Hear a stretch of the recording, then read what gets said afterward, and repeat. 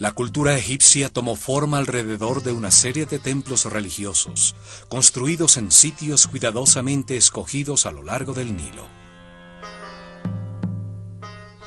Para los sacerdotes egipcios, toda forma en el universo que crece hacia afuera necesita un receptáculo que permita su desarrollo en el tiempo. Los templos fueron los receptáculos que permitieron el desarrollo de su civilización. Cada templo expresó una toma de conciencia distinta sobre el universo. Su objetivo era comunicar los distintos principios fundamentales a su sociedad, las distintas verdades. Esto permitió que cada templo actuara como un órgano distinto en el cuerpo del país, con una función distinta, dedicado a enseñar y a explorar un tema religioso distinto. Así entendían a las casas de Dios. Por miles de años, las fronteras del reino de los faraones en Egipto, discípulos de la sabiduría de los sacerdotes del Ojo de Horus, fueron respetadas por todos los imperios de Asia. Nunca quisieron ampliarlas, y en su interior existió un remanso de paz contra la anarquía universal. El ocaso comienza con la desaparición de sus más altos sacerdotes en el paso del Mar Rojo tras Moisés, el último de sus grandes iniciados, y termina con el caos, la destrucción de sus templos y el exterminio ocasionado por el persa Cambises II. Cuando muere Ciro, el más grande gobernante de Asia, quien mantuvo una relación de paz y respeto con Egipto, asciende su hijo Cambises II a mandar sobre el más poderoso ejército de ese momento. Un cruel y brutal tirano, odiaba la sabiduría, la estabilidad y el poder de los faraones. Obsesionado con probar que sus dioses eran más poderosos, en el año 525 a.C. invade a Egipto. Asesina a Psaméticus III, el último faraón nacido legítimamente en estas tierras, y a la mayoría de los sacerdotes de la Escuela de Misterios de El Ojo de Horus. Los templos son arrasados y quemados sus papiros con la sabiduría almacenada durante muchas generaciones.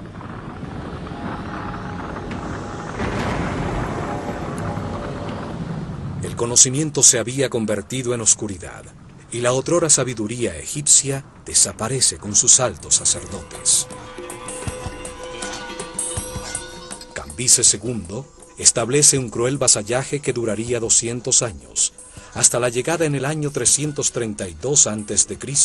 de Alejandro el Grande, quien es recibido como un salvador por los egipcios.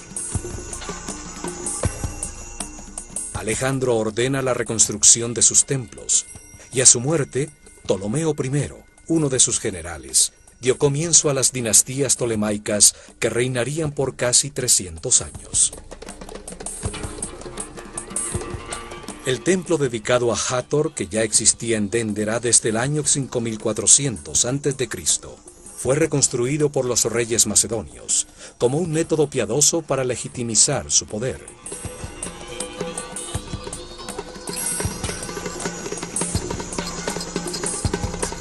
Hieroglifos en una de sus criptas subterráneas afirman que fue reconstruido siguiendo exactamente los antiguos planos y diseños realizados por el sabio Imhotep.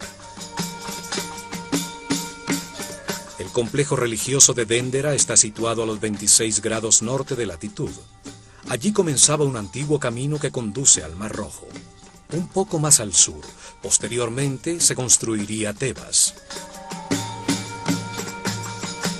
En los albores de su civilización, en la noche estrellada de un solsticio de verano, en un terreno sobre el Nilo cuidadosamente escogido por su relación con las estrellas, se realizó una ceremonia llamada Putzer.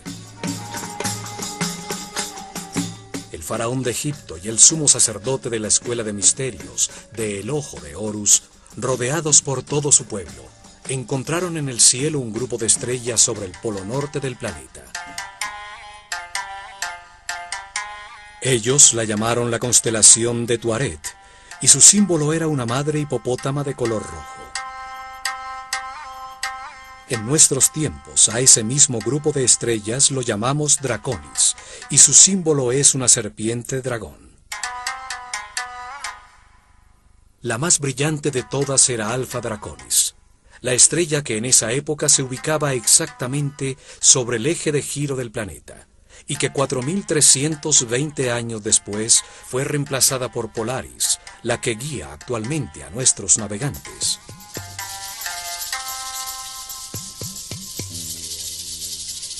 El avance del sistema solar en su giro alrededor del centro de la galaxia determina que durante ese ciclo de 25.920 años, 6 distintas estrellas brillen sobre el polo.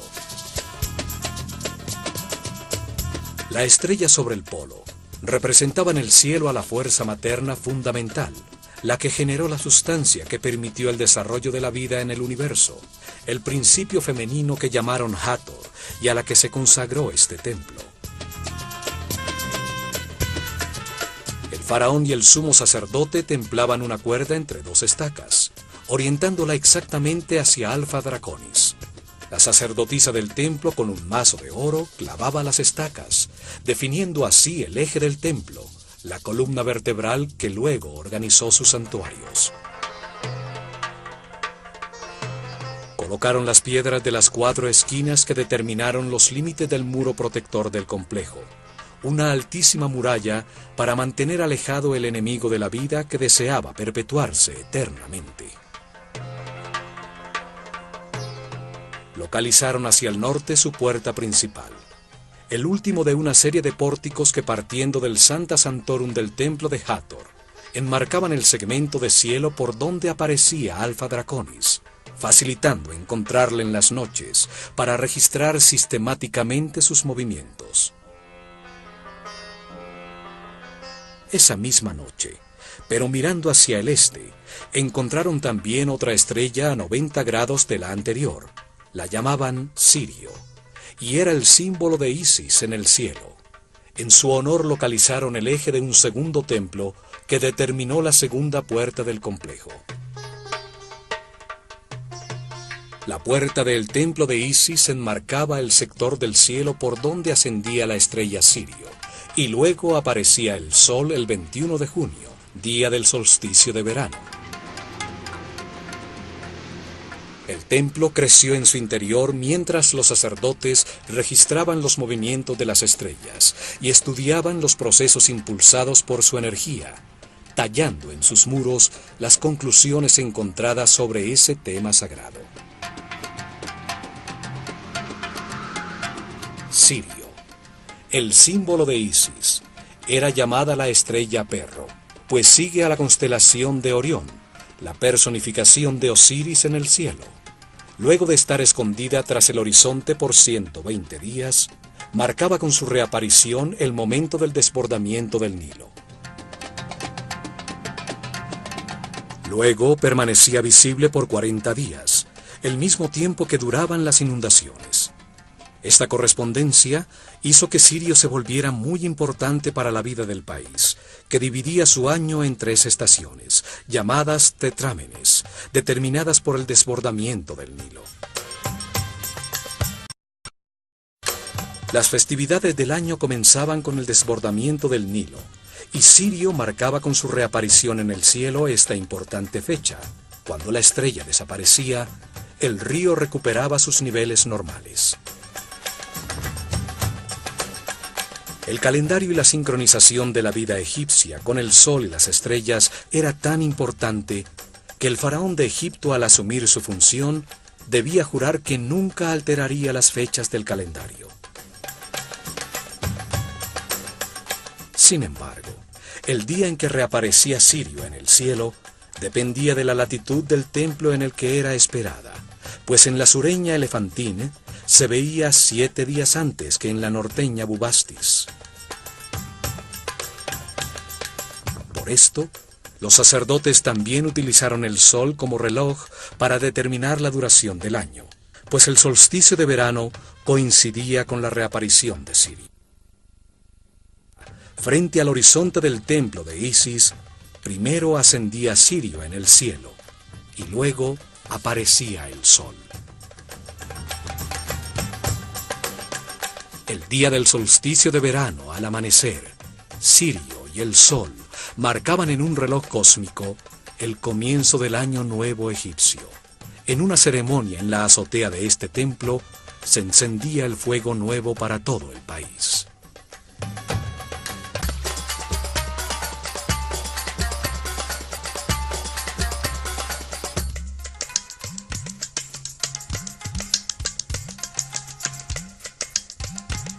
Para entrar a Déndera, hay que atravesar una serie de construcciones realizadas por los romanos durante los reinos de los emperadores Trajano y Domitiano. Una serie de kioscos a lado y lado enmarcan el pórtico norte incrustado en los masivos muros que protegían el recinto.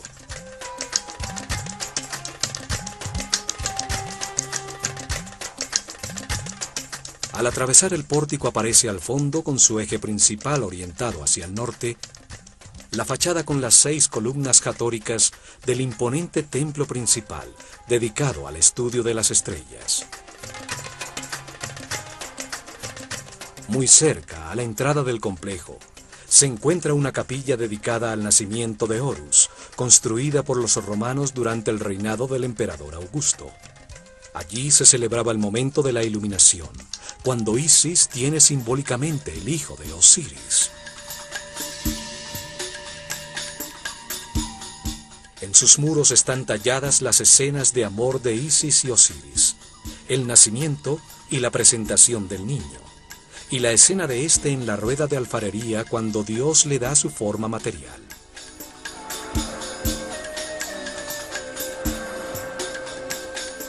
Sobre el capitel de sus columnas está representado el dios Bes, el protector de las parturientas, que favorece el nacimiento de los niños. Al sur de esta capilla se encuentran las ruinas de una basílica cristiana construida en el siglo V después de Cristo, época en que fueron cuidadosamente destruidos en los muros de los templos los rostros de los personajes sagrados. Más cerca al templo principal quedan las ruinas de un sanatorio, donde eran hospedados los enfermos que acudían al templo de Hathor en busca de sanación. Los sacerdotes del templo utilizaban sus conocimientos de medicina para ayudar al pueblo en el plano material. Hathor, la fuerza femenina multiplicadora de la vida, era reverenciada como una figura compasiva. El pueblo atravesaba grandes distancias para orar en su templo, bañarse en sus piscinas sagradas y recibir las medicinas y cuidados que necesitaban. El complejo de Déndera podía albergar miles de personas, y en el interior de sus muros existieron otra serie de construcciones que albergaban panaderías, cervecerías, cocinas, almacenes, graneros, las habitaciones de los sacerdotes e iniciados en cientos de bóvedas parecidas a estas frente al Rameseno en Tebas. Alrededor de sus muros exteriores, el pueblo construyó sus casas, dando lugar a un polo de desarrollo bajo el cuidado de los guardianes del conocimiento, los sacerdotes del Ojo de Horus. El diseño de la fachada del templo de Hathor es distinto al del tradicional templo egipcio, pues sus columnas frontales están unidas hasta media altura por unos muros profusamente decorados.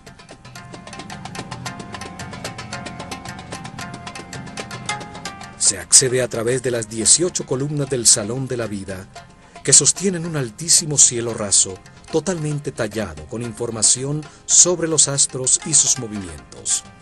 La bóveda de los cielos, sostenida simbólicamente por las columnas de Hathor.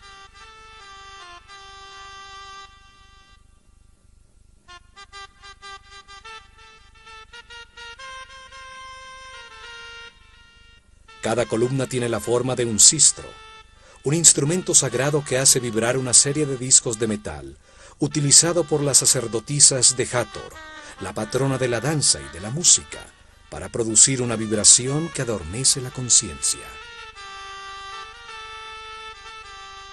En lo alto, el capitel está formado por 4 rostros tallados de Hathor.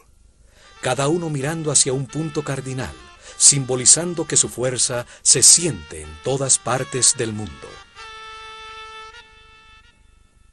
Sus ojos de serpiente y sus oídos de vaca, el símbolo de la maternidad y la nutrición, producen una imagen casi extraterrestre, asociada en innumerables leyendas al planeta Venus. El templo fue encontrado en muy buen estado por las tropas de Napoleón, debido a que permaneció sepultado bajo la arena por miles de años. Se convirtió en refugio para las tribus nómadas, que con sus hogueras ahumaron los colores del precioso cielo raso.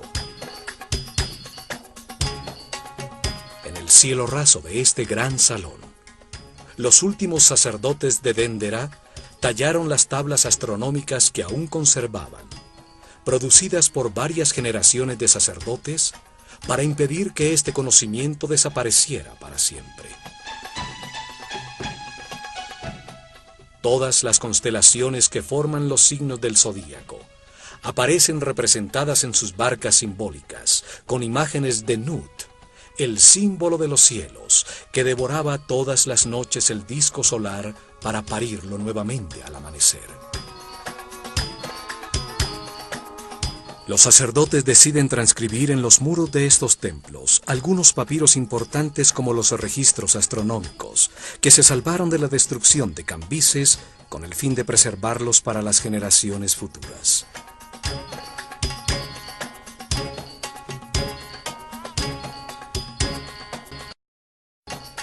En este salón, llamado la Casa de la Vida, los escribas trabajaban en los papiros sagrados, los tratados teológicos, las oraciones de los rituales, las tablas del registro astronómico.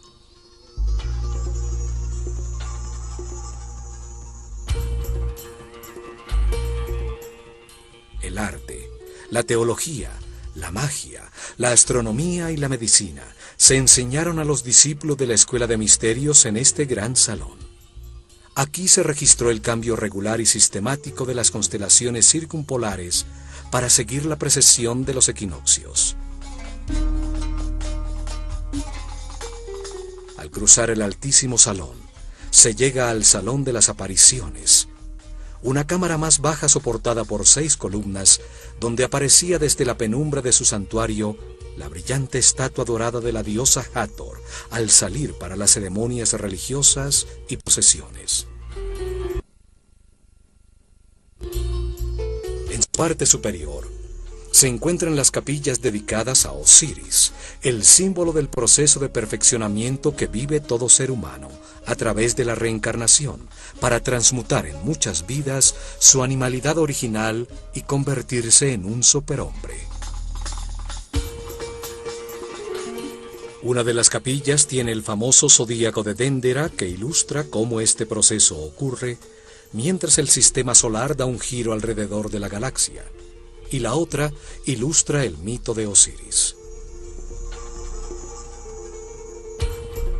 Alrededor de este salón se encuentran los 6 salones de los rituales diarios.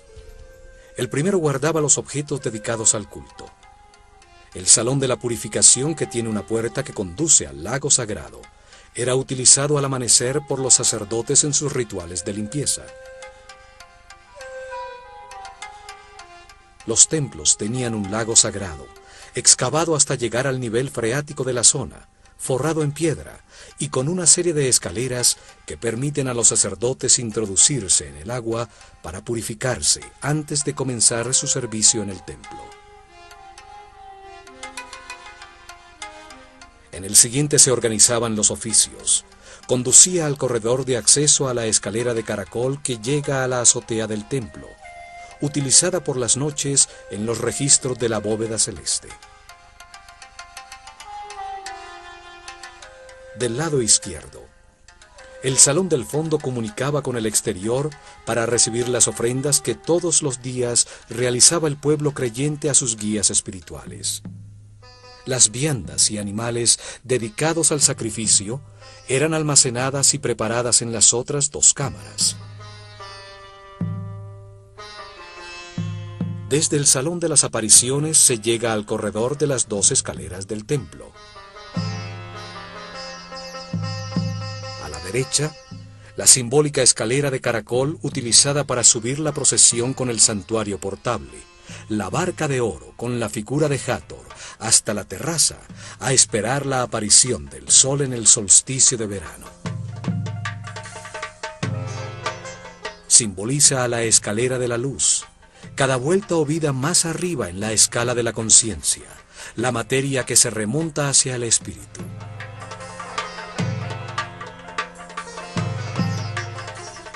Y a la izquierda se accede a una larguísima escalera recta por donde bajaba la procesión trayendo el fuego nuevo. La recta escalera que simboliza el espíritu que desciende nuevamente a la tierra para condensarse en la materia, con el objeto de vivir experiencias que le permitan comprender el universo. Al atravesar este pórtico, se llega a la antecámara del santuario donde ardía el fuego, el instrumento de los dioses, la primera sustancia elemental de la materia. Allí se realizaban las ofrendas a Hathor, el principio femenino gestor de la vida en el universo.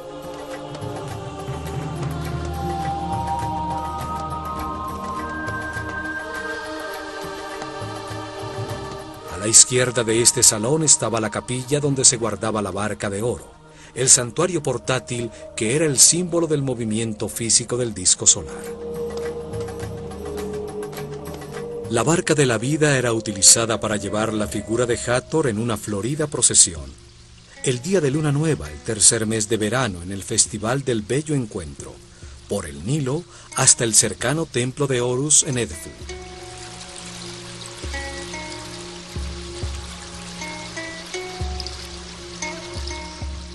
Un espacio abierto, sin techo, comunicaba también con la antecámara del santuario. Frente a él existía la llamada capilla pura o abete.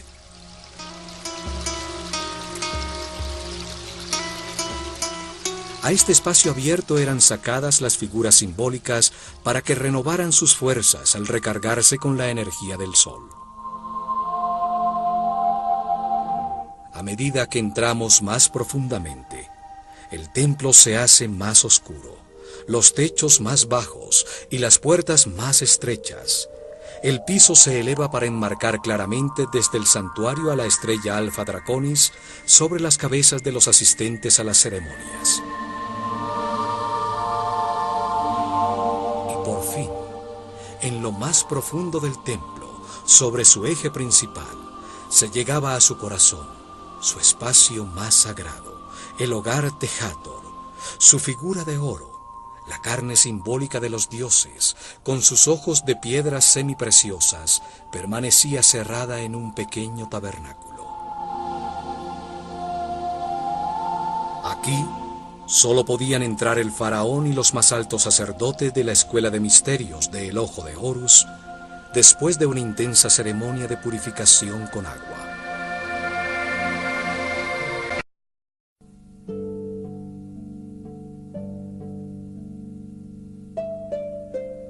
Los egipcios entendieron que como todo ser en el universo, Dios tiene una parte masculina emisora, de la que fluye la información, y una parte femenina que la recibe para gestar con su sustancia todo lo creado.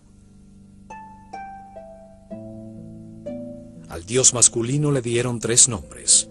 Lo llamaron Atum cuando aún no había creado el universo y permanecía inmanifestado. Lo llamaron Ta cuando organiza y crea el universo, las estrellas, los planetas y los reinos naturales sobre ellos. Y lo llamaron Amon-Ra cuando sobre toda la creación da lugar a la conciencia del hombre. De manera similar a su parte femenina también le dieron 3 nombres.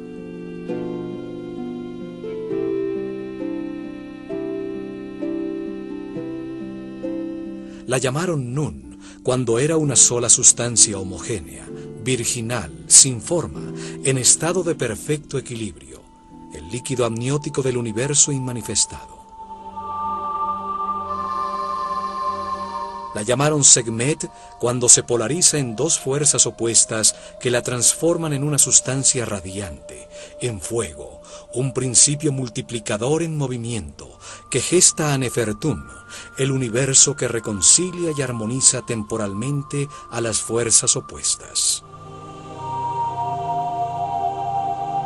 El fuego produce el movimiento, el tiempo, el espacio y su intensidad que coagula, produce los estados sucesivos de la materia, el aire, el agua, la tierra y por último la fuerza de la vida, representada por Hathor, la sustancia que gesta y multiplica las conciencias que experimentan el espacio-tiempo. Y la llamaron Mut, cuando gesta a las 4 fuerzas que impulsan la conciencia evolucionante del hombre. Las 4 fuerzas son Osiris, Isis, Set y Nephthys. Entendiendo así a Hathor, ella es la barca de la vida, la barca de la luz, representa el amor, la gran matriz de las conciencias del universo, la barca del norte que contiene el principio de toda la naturaleza. Aquí, en su tabernáculo, Hathor, la fuerza de la vida, recibía las oraciones de quienes querían prolongarla o sanarla. Alrededor de su Santa Santorum, accediendo por un corredor perimetral contra los muros exteriores del templo, había una serie de capillas, espacios sagrados dedicados a todas estas fuerzas fundamentales. Estas capillas eran localizadas desde el exterior por las tallas de sus símbolos sagrados en el muro exterior del templo, y permitían que el pueblo que no podía entrar, allí solo entraban los sacerdotes y los iniciados, orara y pidiera ayuda a las fuerzas fundamentales del universo. A la derecha de la capilla del oído de Hathor, 2 capillas comunicadas estaban dedicadas a la adoración del único Dios, el creador de la conciencia del hombre, el que está en todas partes, Amón-Ra, con sus símbolos también tallados en el muro exterior. Las 2 capillas comunicadas de la izquierda contenían las figuras que simbolizaban a las fuerzas fundamentales del Bajo Egipto, todas en relación con Hathor y su instrumento musical, el sistro. 4 santuarios a la derecha dedicados a Horus, a Sokar, a Isis y por último uno dedicado al gnomo de Déndera, el patrono o santo de la zona de Egipto donde se encontraba el templo. Había otra capilla que contenía el collar de Menat, un collar utilizado por el sumo sacerdote en las ceremonias y procesiones, con 4 figuras de Hathor, cada una con un trono simbólico encima. Los 4 tronos representaban a los poderes supremos del universo: el amor, la sabiduría, la fuerza infinita de la voluntad divina y la armonía. Bajo el piso de estos espacios existía una serie de criptas donde se almacenaban los elementos más sagrados, las pieles escritas y papiros más secretos concernientes a la revelación de este templo.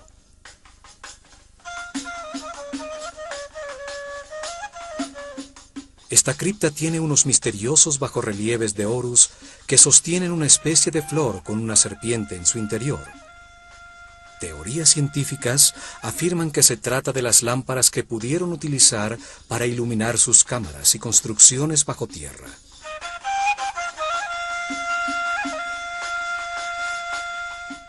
Al ascender por la escalera recta, se llega a la azotea, el espacio dedicado al registro de la bóveda celeste. En la esquina suroeste de la terraza se encuentra el kiosco donde los sacerdotes esperaban la aparición de las estrellas y la salida del sol en el nuevo año, que encendía con sus rayos el fuego nuevo. En este pequeño cobertizo, los sacerdotes se reunieron en las noches a dividir la bóveda celeste en secciones llamadas gnomos, con el objeto de identificar los movimientos relativos de la bóveda celeste y del planeta. Los sacerdotes de Dendera eran llamados los Kabirim, los medidores del cielo. Ellos registraron la primera carta celestial, la que marcaba las posiciones relativas de los Mazarots, los fuegos del cielo. La astronomía comenzó en Dendera. Astro significa estrella. Astronomía significa logos o conocimiento de las estrellas. Por esta terraza se llega a las dos capillas dedicadas a Osiris, el principio divino que simboliza la evolución a través de la reencarnación de todo ser humano. En ellas se describe el mito cuando su hermano Set, por quedarse con su reino y su mujer, Isis, lo corta en 14 pedazos y arroja las partes de su cuerpo por todo Egipto. Las tallas muestran el momento en que Isis, después de reunir sus pedazos, suspendida en el aire bajo la forma de una hembra halcón, sobre el falo de Osiris, logra en una comunión espiritual quedar embarazada para dar a luz a Horus.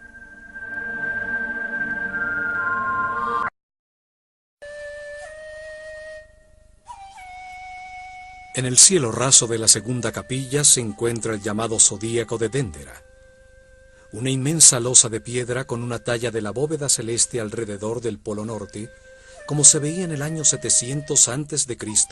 durante el solsticio de verano a la medianoche. Es una copia de la losa original, de la que se enamoró Napoleón al entender su profundo significado, y que hoy se encuentra en el Museo del Louvre en París. En una capilla como esta, en este mismo sitio, durante miles de años, los sacerdotes de El Ojo de Horus estuvieron actualizando periódicamente sobre un papiro un mapa de los cielos como este. Cada solsticio de verano, año tras año, por miles de años, marcaban la posición relativa del sistema solar y de la Tierra.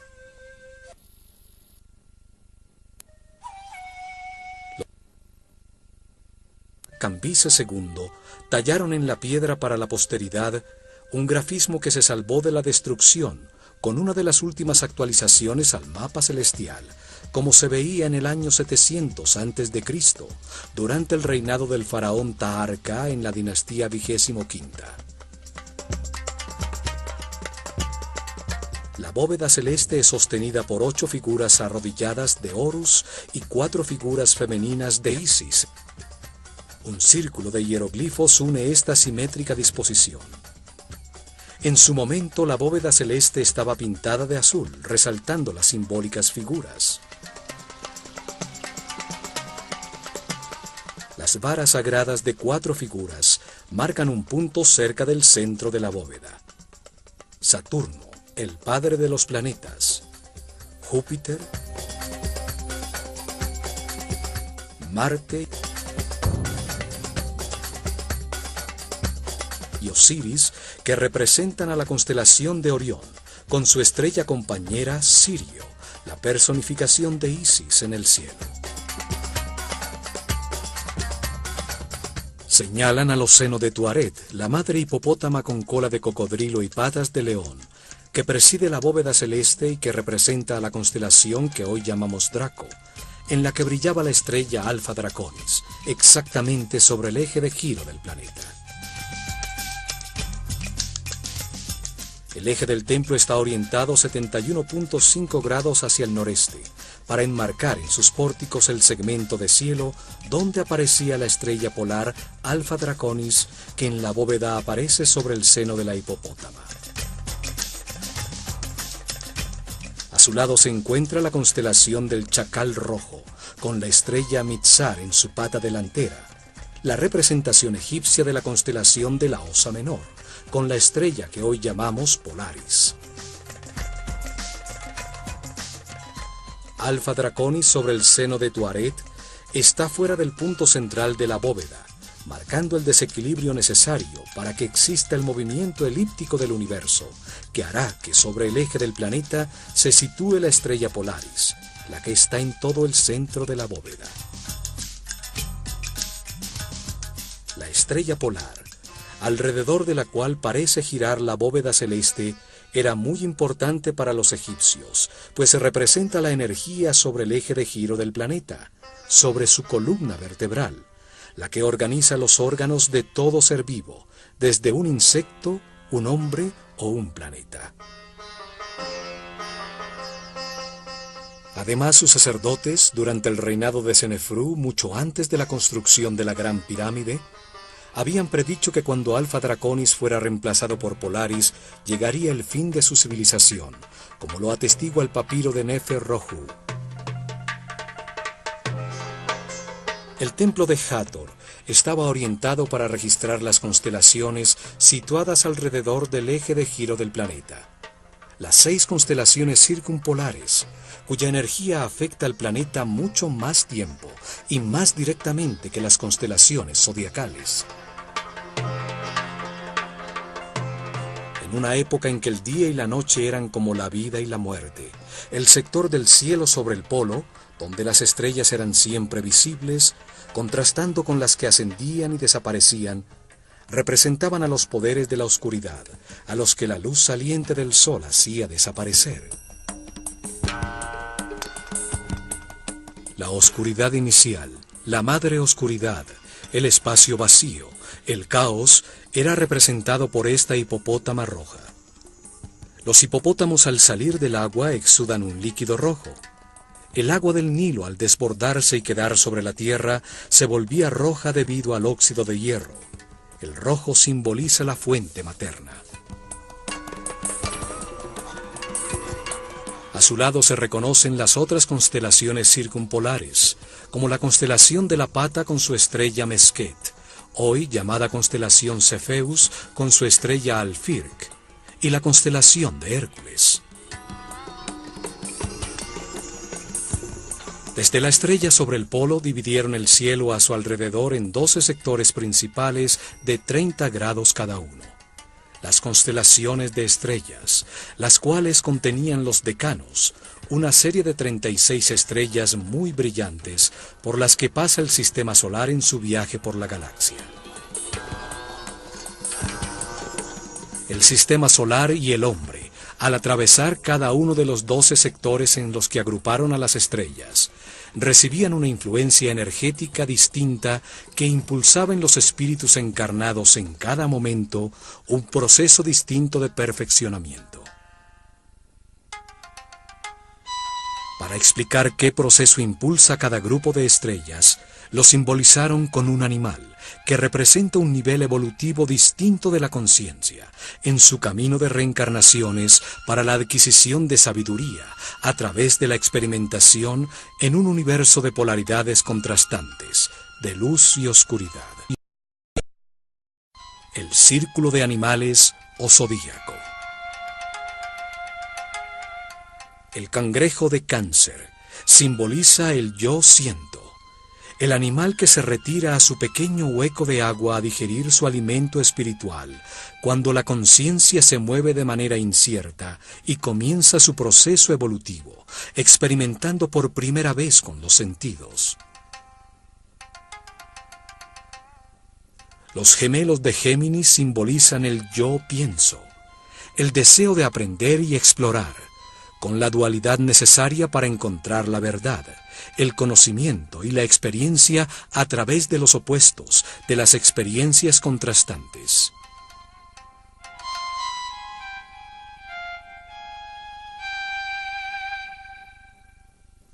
El toro de Tauro despierta la maternidad de las hembras, impulsa los procesos con el yo tengo, las posesiones materiales, la raíz que permite a la tierra recibir el poder de la vida para dar semilla, la fertilidad. El carnero de Aries representa la toma de conciencia de su ser, el yo soy, la fuerza que resiste las durezas de la vida y convierte la roca en cristal. La materia que se domina a sí misma y se vuelve transparente. Es el poder procreativo que pone la vida en movimiento. La primavera. Los peces de Piscis impulsan los procesos con el yo creo, con el sistema de creencias adquirido. Es cuando se sumerge en la inconsciencia para buscar el origen de sus palabras y acciones. En Acuario la conciencia irradia los conocimientos verificados y adquiridos por Géminis.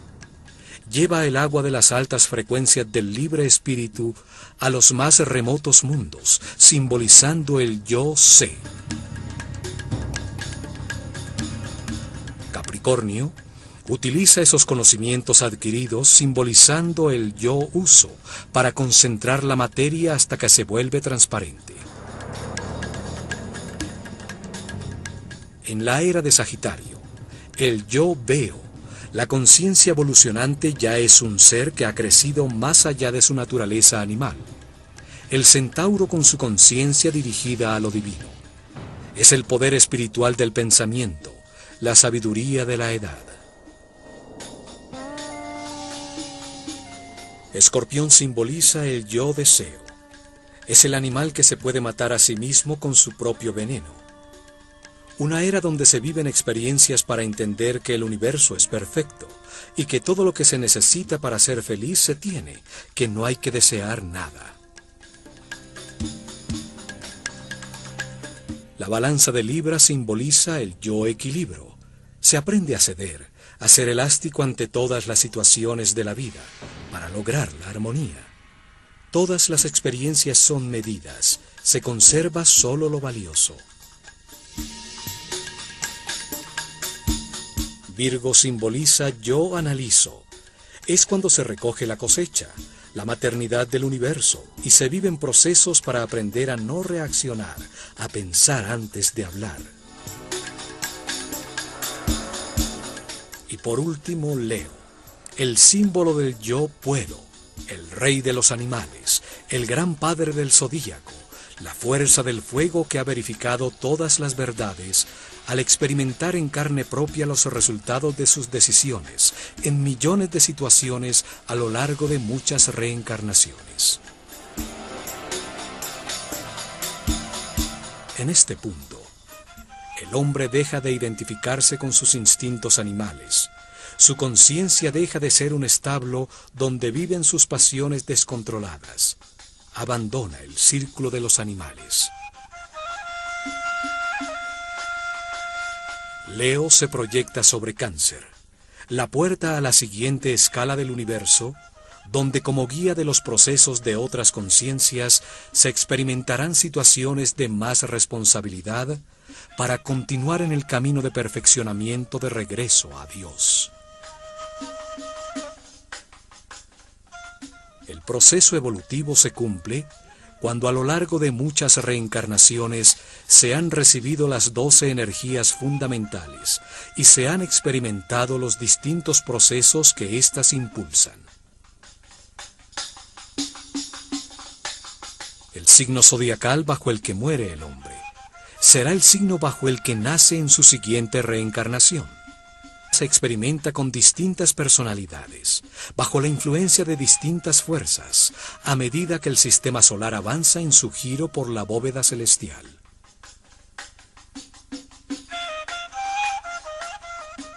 Hoy conocemos este giro con el nombre de precesión de los equinoccios, pero no entendemos su profundo significado en nuestro propio proceso evolutivo. Para Occidente no existe el perfeccionamiento espiritual como un proceso de muchas reencarnaciones.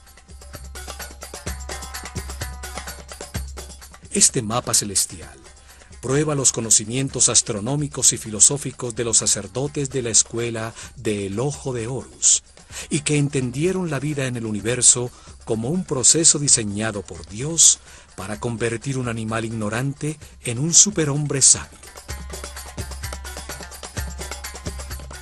Subiendo por una escalera de peldaños en cantilever contra un muro profusamente tallado con hieroglifos, se asciende a la terraza superior del templo. Allí aún se conservan las hendiduras que soportaban los instrumentos utilizados por los sacerdotes para registrar adecuadamente los movimientos de los astros. El templo de Hathor registraba los movimientos de las estrellas polares y allí siguieron el cambio de Alfa Draconis, que en el año 4320 a.C. brillaba sobre el polo norte por Polaris, la estrella que hoy guía a nuestros navegantes. En esta terraza, en muchos solsticios de verano, se realizaron las ceremonias para recibir el Año Nuevo egipcio, cuando la barca de Hathor, el principio multiplicador de las conciencias que vienen a experimentar en el espacio-tiempo, subía a la azotea. Allí, los primeros rayos del sol, que anunció Sirio al reaparecer en el horizonte, prendían el fuego nuevo, la fuerza que puso en movimiento al universo, generando un sitio donde la conciencia aprendiera el significado del amor, gracias a la existencia del miedo.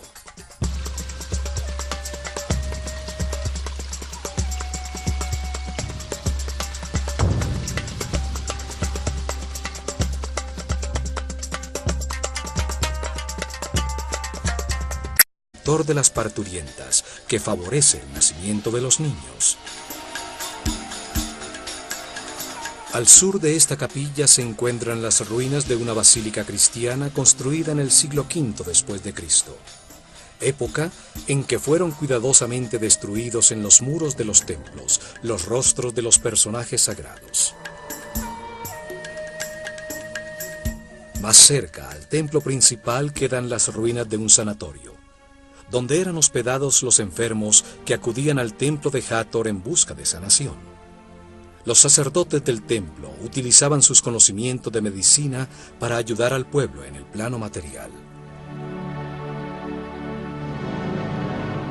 Hathor, la fuerza femenina multiplicadora de la vida, era reverenciada como una figura compasiva. El pueblo atravesaba grandes distancias para orar en su templo, bañarse en sus piscinas sagradas y recibir las medicinas y cuidados que necesitaban. El complejo de Dendera podía albergar miles de personas, y en el interior de sus muros existieron otra serie de construcciones que albergaban panaderías, cervecerías, cocinas, almacenes, graneros, las habitaciones de los sacerdotes e iniciados en cientos de bóvedas parecidas a estas frente al Rameseno en Tebas.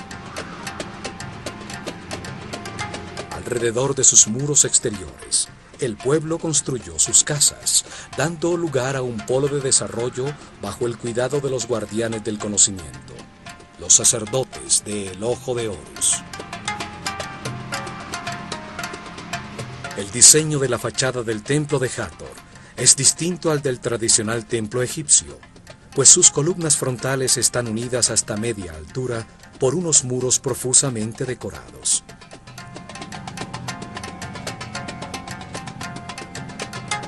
Se accede a través de las 18 columnas del Salón de la Vida, que sostienen un altísimo cielo raso, totalmente tallado con información sobre los astros y sus movimientos. La bóveda de los cielos, sostenida simbólicamente por las columnas de Hathor.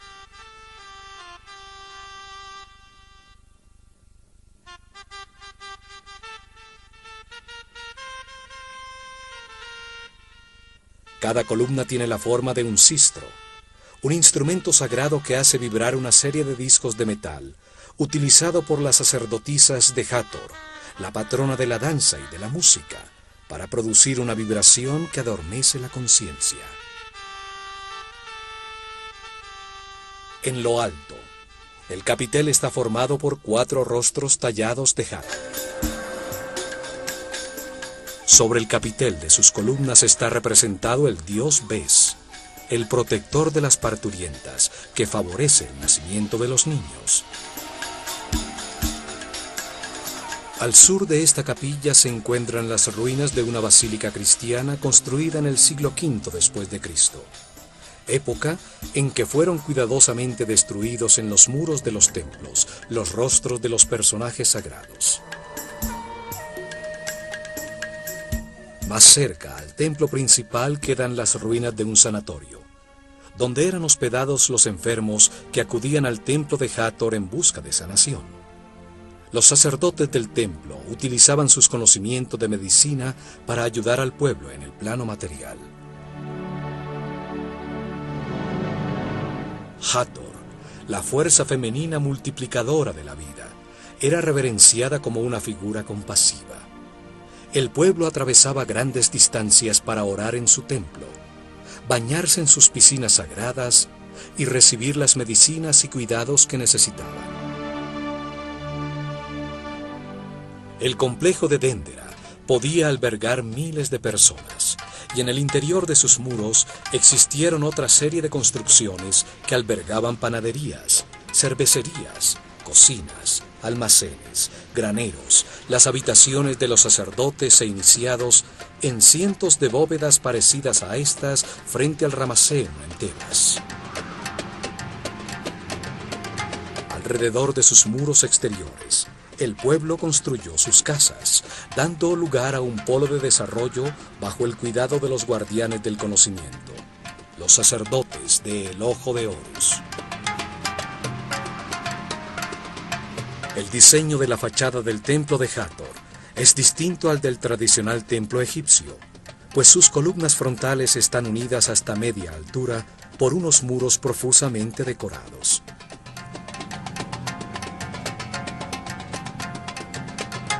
Se accede a través de las 18 columnas del Salón de la Vida, que sostienen un altísimo cielo raso, totalmente tallado con información sobre los astros y sus movimientos. La bóveda de los cielos, sostenida simbólicamente por las columnas de Hathor.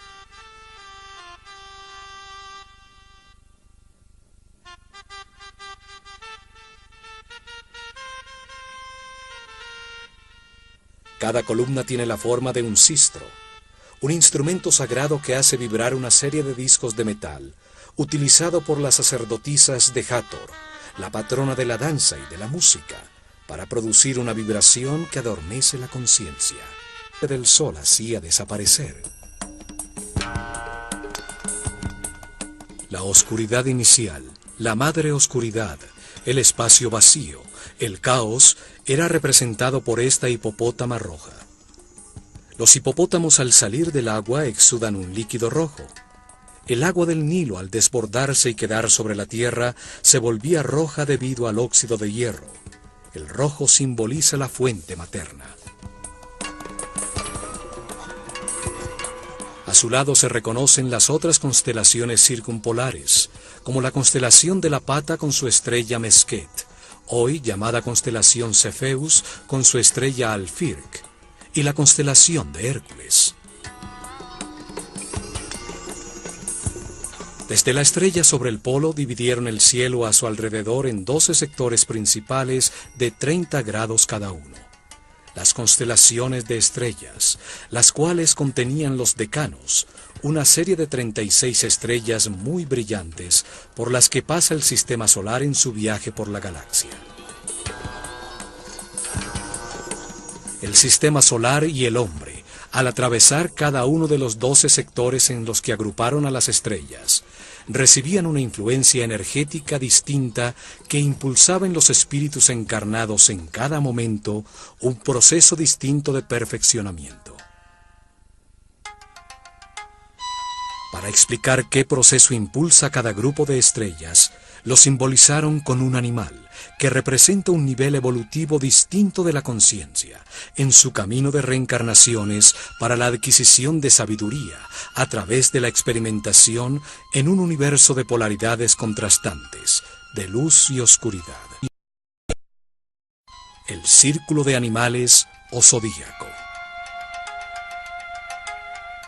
El cangrejo de Cáncer simboliza el yo siento, el animal que se retira a su pequeño hueco de agua a digerir su alimento espiritual, cuando la conciencia se mueve de manera incierta y comienza su proceso evolutivo, experimentando por primera vez con los sentidos.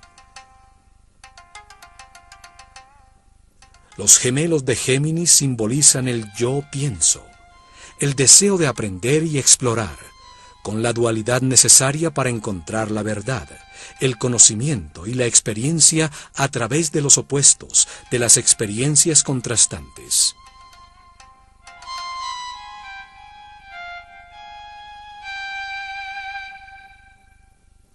El toro de Tauro despierta la maternidad de las hembras, impulsa los procesos con el yo tengo, las posesiones materiales, la raíz que una inmensa losa de piedra con una talla de la bóveda celeste alrededor del Polo Norte, como se veía en el año 700 a.C. durante el solsticio de verano a la medianoche. Es una copia de la losa original, de la que se enamoró Napoleón al entender su profundo significado y que hoy se encuentra en el Museo del Louvre en París. En una capilla como esta, en este mismo sitio, durante miles de años, los sacerdotes de El Ojo de Horus estuvieron actualizando periódicamente sobre un papiro un mapa de los cielos como este. Cada solsticio de verano, año tras año, por miles de años, marcaban la posición relativa del sistema solar y de la Tierra.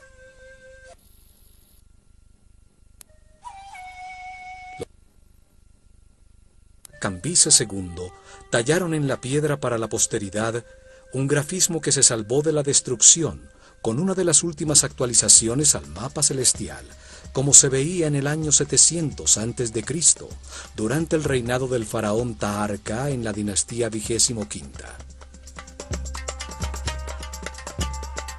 La bóveda celeste es sostenida por 8 figuras arrodilladas de Horus y 4 figuras femeninas de Isis.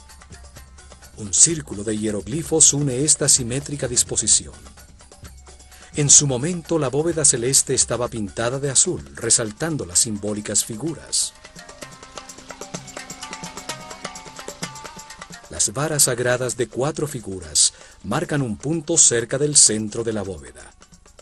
Saturno, el padre de los planetas. Júpiter, Marte y Osiris, que representan a la constelación de Orión, con su estrella compañera Sirio, la personificación de Isis en el cielo. Señalan al océano de Tuaret, la madre hipopótama con cola de cocodrilo y patas de león, que preside la bóveda celeste y que representa a la constelación que hoy llamamos Draco, en la que brillaba la estrella Alfa Draconis, exactamente sobre el eje de giro del planeta. El eje del templo está orientado 71.5 grados hacia el noreste, para enmarcar en sus pórticos el segmento de cielo donde aparecía la estrella polar Alfa Draconis, que en la bóveda aparece sobre el seno de la hipopótama. A su lado se encuentra la constelación del Chacal Rojo, con la estrella Mitzar en su pata delantera, la representación egipcia de la constelación de la Osa Menor, Egipto y el sumo sacerdote de la escuela de misterios de El Ojo de Horus, rodeados por todo su pueblo, encontraron en el cielo un grupo de estrellas sobre el polo norte del planeta. Ellos la llamaron la constelación de Tuaret, y su símbolo era una madre hipopótama de color rojo. En nuestros tiempos, a ese mismo grupo de estrellas lo llamamos Draconis, y su símbolo es una serpiente dragón. La más brillante de todas era Alfa Draconis, la estrella que en esa época se ubicaba exactamente sobre el eje de giro del planeta, y que 4.320 años después fue reemplazada por Polaris, la que guía actualmente a nuestros navegantes.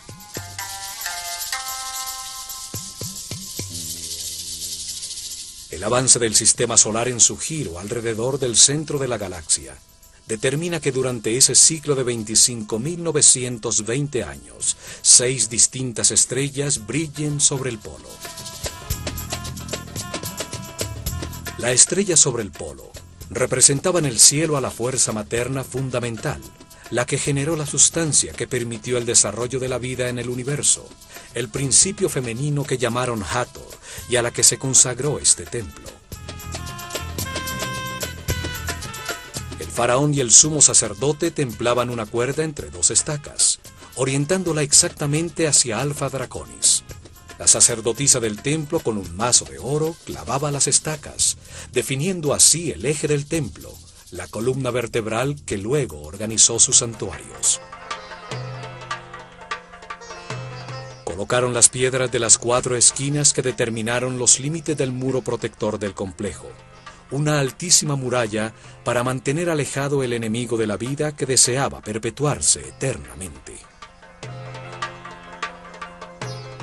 Localizaron hacia el norte su puerta principal, el último de una serie de pórticos que, partiendo del Sancta Sanctorum del templo de Hathor, enmarcaban el segmento de cielo por donde aparecía Alpha Draconis, facilitando encontrarle en las noches para registrar sistemáticamente sus movimientos. Esa misma noche, pero mirando hacia el este, encontraron también otra estrella a 90 grados de la anterior. La llamaban Sirio, y era el símbolo de Isis en el cielo. En su honor localizaron el eje de un segundo templo que determinó la segunda puerta del complejo. La puerta del templo de Isis enmarcaba el sector del cielo por donde ascendía la estrella Sirio, y luego aparecía el sol, el 21 zodiacales.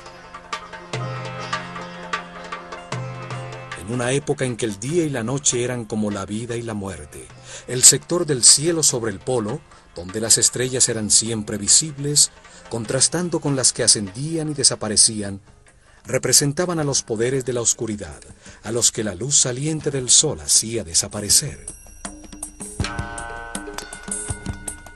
La oscuridad inicial, la madre oscuridad, el espacio vacío, el caos, era representado por esta hipopótama roja.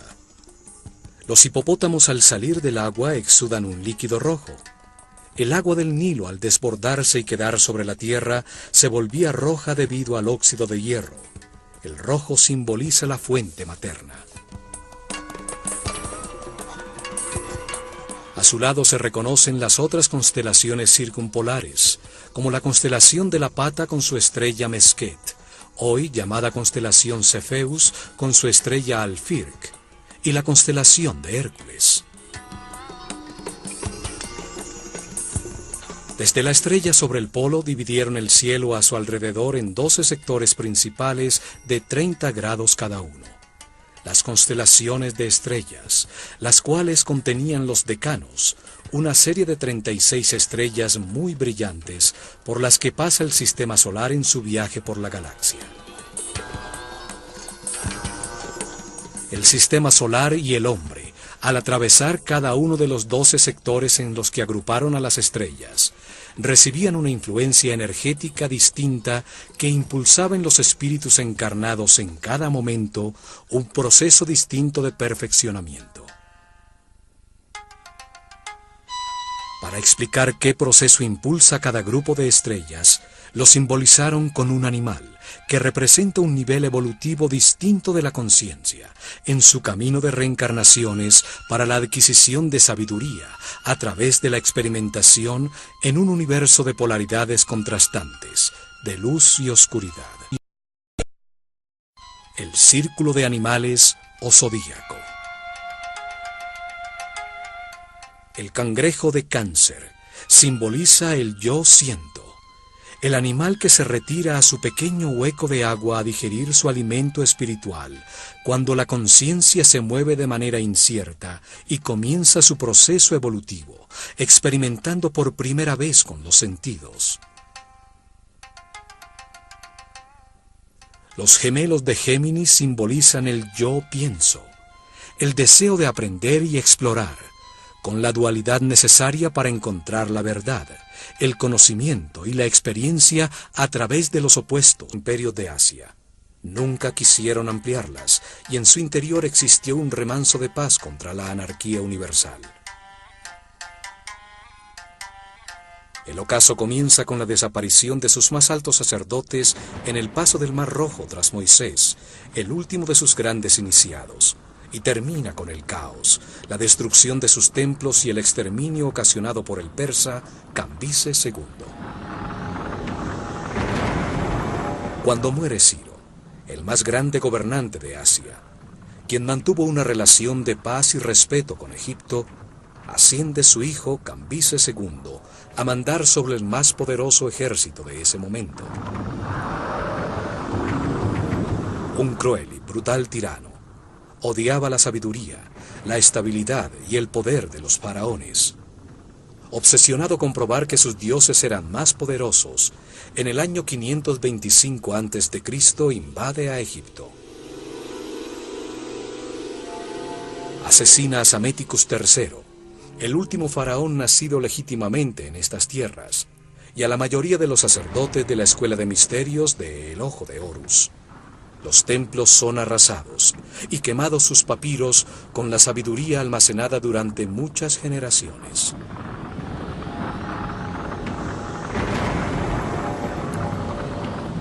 El conocimiento se había convertido en oscuridad, y la otrora sabiduría egipcia desaparece con sus altos sacerdotes. Cambises II establece un cruel vasallaje que duraría 200 años, hasta la llegada en el año 332 a.C. de Alejandro el Grande, quien es recibido como un salvador por los egipcios. Alejandro ordena la reconstrucción de sus templos, y a su muerte, Ptolomeo I, uno de sus generales, dio comienzo a las dinastías ptolemaicas que reinarían por casi 300 años. El templo dedicado a Hathor, que ya existía en Déndera desde el año 5400 a.C., fue reconstruido por los reyes macedonios, como un método piadoso para legitimizar su poder.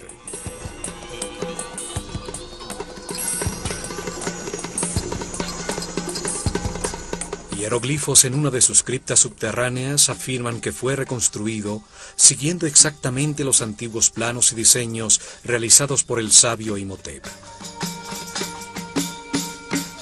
El complejo religioso de Déndera está situado a los 26 grados norte de latitud. Allí comenzaba un antiguo camino que conduce al Mar Rojo. Un poco más al sur, posteriormente se construiría Tebas. Al atravesar este pórtico, se llega a la antecámara del santuario donde ardía el fuego, el instrumento de los dioses, la primera sustancia elemental de la materia. Allí se realizaban las ofrendas a Hathor, el principio femenino gestor de la vida en el universo.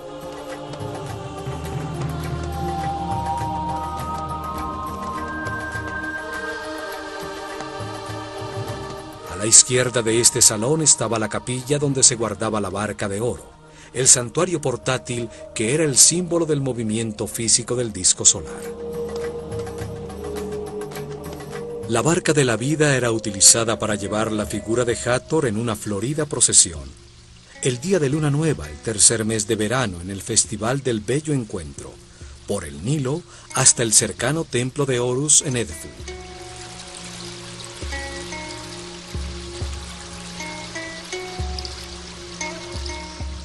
Un espacio abierto, sin techo, comunicaba también con la antecámara del santuario. Frente a él existía la llamada capilla pura o abete.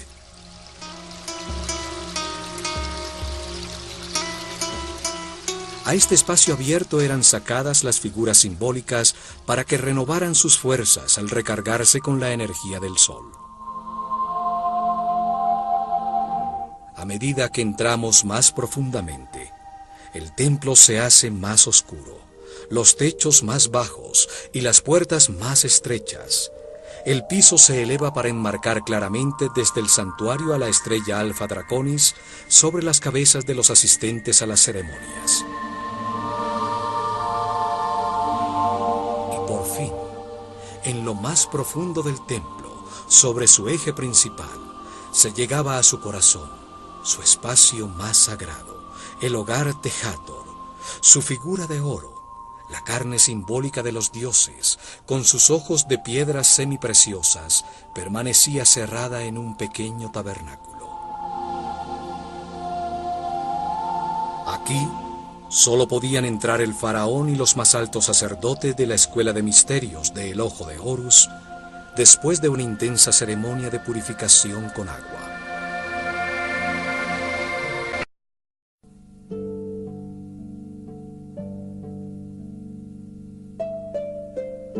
Los egipcios entendieron que como todo ser en el universo, Dios tiene una parte masculina emisora de la que fluye la información y una parte femenina que la recibe para gestar con su sustancia todo lo creado. Al dios masculino le dieron 3 nombres. Señalan al Océano de Tuaret, la madre hipopótama con cola de cocodrilo y patas de león, que preside la bóveda celeste y que representa a la constelación que hoy llamamos Draco, en la que brillaba la estrella Alfa Draconis, exactamente sobre el eje de giro del planeta. El eje del templo está orientado 71.5 grados hacia el noreste, para enmarcar en sus pórticos el segmento de cielo donde aparecía la estrella polar Alfa Draconis, que en la bóveda aparece sobre el seno de la hipopótama.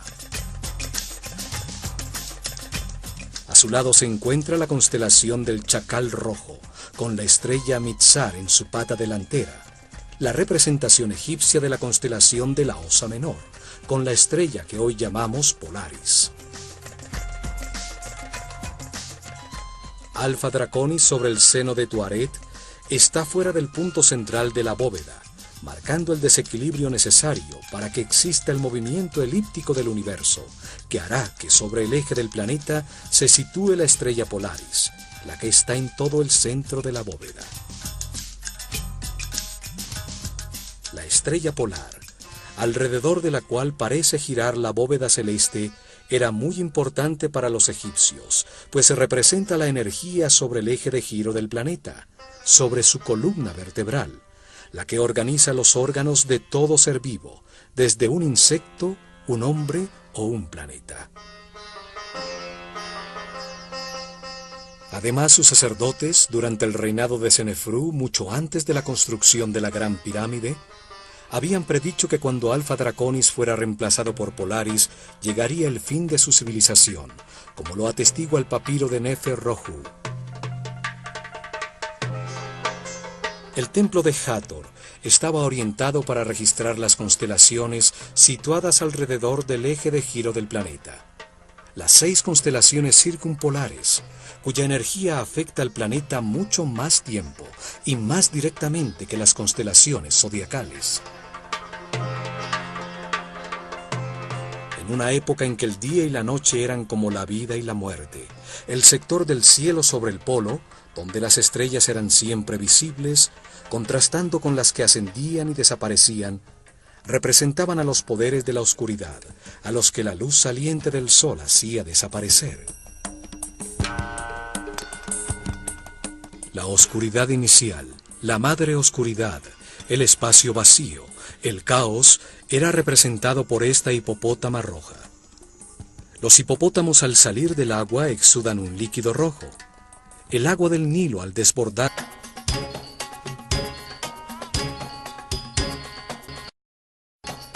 En este salón, llamado la Casa de la Vida, los escribas trabajaban en los papiros sagrados, los tratados teológicos, las oraciones de los rituales, las tablas del registro astronómico.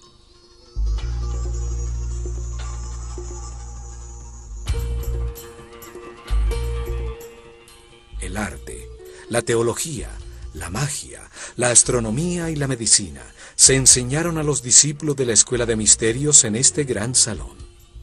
Aquí se registró el cambio regular y sistemático de las constelaciones circumpolares para seguir la precesión de los equinoccios. Al cruzar el altísimo salón, se llega al Salón de las Apariciones, una cámara más baja soportada por 6 columnas, donde aparecía desde la penumbra de su santuario la brillante estatua dorada de la diosa Hathor al salir para las ceremonias religiosas y procesiones. En su parte superior se se encuentran las capillas dedicadas a Osiris, el símbolo del proceso de perfeccionamiento que vive todo ser humano a través de la reencarnación, para transmutar en muchas vidas su animalidad original y convertirse en un superhombre. Una de las capillas tiene el famoso zodíaco de Déndera, que ilustra cómo este proceso ocurre mientras el sistema solar da un giro alrededor de la galaxia, y la otra ilustra el mito de Osiris. Alrededor de este salón se encuentran los 6 salones de los rituales diarios. El primero guardaba los objetos dedicados al culto. El salón de la purificación, que tiene una puerta que conduce al lago sagrado, era utilizado al amanecer por los sacerdotes en sus rituales de limpieza. Los templos tenían un lago sagrado, excavado hasta llegar al nivel freático de la zona, forrado en piedra y con una serie de escaleras que permiten a los sacerdotes introducirse en el agua para purificarse antes de comenzar su servicio en el templo. En el siguiente se organizaban los oficios. Conducía al corredor de acceso a la escalera de caracol que llega a la azotea del templo, utilizada por las noches en los registros de la bóveda celeste. Del lado izquierdo, el salón del fondo comunicaba con el exterior para recibir las ofrendas que todos los días realizaba el pueblo creyente a sus guías espirituales. Las viandas y han dicho que cuando Alpha Draconis fuera reemplazado por Polaris, llegaría el fin de su civilización, como lo atestigua el papiro de Nefer-Rohu. El templo de Hathor estaba orientado para registrar las constelaciones situadas alrededor del eje de giro del planeta. Las 6 constelaciones circumpolares, cuya energía afecta al planeta mucho más tiempo y más directamente que las constelaciones zodiacales. En una época en que el día y la noche eran como la vida y la muerte, el sector del cielo sobre el polo, donde las estrellas eran siempre visibles, contrastando con las que ascendían y desaparecían, representaban a los poderes de la oscuridad, a los que la luz saliente del sol hacía desaparecer. La oscuridad inicial, la madre oscuridad, el espacio vacío, el caos, era representado por esta hipopótama roja. Los hipopótamos al salir del agua exudan un líquido rojo. El agua del Nilo, al desbordarse y quedar sobre la tierra, se volvía roja debido al óxido de hierro. El rojo simboliza la fuente materna. A su lado se reconocen las otras constelaciones circumpolares, como la constelación de la Pata con su estrella Mesquet, hoy llamada constelación Cefeus con su estrella Alfirc, y la constelación de Hércules. Desde la estrella sobre el polo dividieron el cielo a su alrededor en 12 sectores principales de 30 grados cada uno. Las constelaciones de estrellas, las cuales contenían los decanos, una serie de 36 estrellas muy brillantes por las que pasa el sistema solar en su viaje por la galaxia. El sistema solar y el hombre, al atravesar cada uno de los 12 sectores en los que agruparon a las estrellas, recibían una influencia energética distinta que impulsaba en los espíritus encarnados en cada momento un proceso distinto de perfeccionamiento. Para explicar qué proceso impulsa cada grupo de estrellas, lo simbolizaron con un animal que representa un nivel evolutivo distinto de la conciencia en su camino de reencarnaciones para la adquisición de sabiduría a través de la experimentación en un universo de polaridades contrastantes, de luz y oscuridad. El círculo de animales o zodíaco. El cangrejo de Cáncer simboliza el yo siento, el animal que se retira a su pequeño hueco de agua a digerir su alimento.